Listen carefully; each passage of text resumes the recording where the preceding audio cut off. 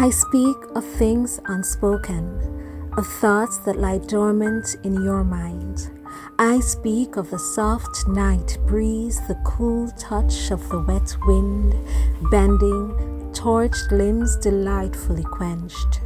I speak of colorful rainbows painted hugging the sky. I speak of the setting sun riding the mountains on high, of orange-red blood-stained sky whipped. I speak of the moon cradled in the night's gloomy blankets, of moonbeams falling, stars shooting, hiding behind pregnant clouds.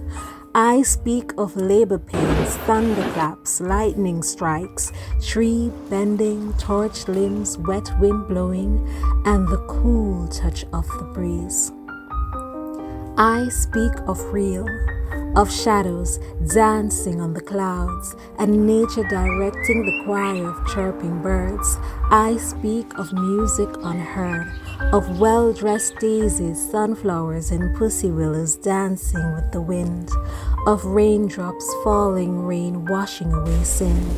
I speak of troubled minds seeking to find without the truth that lies within.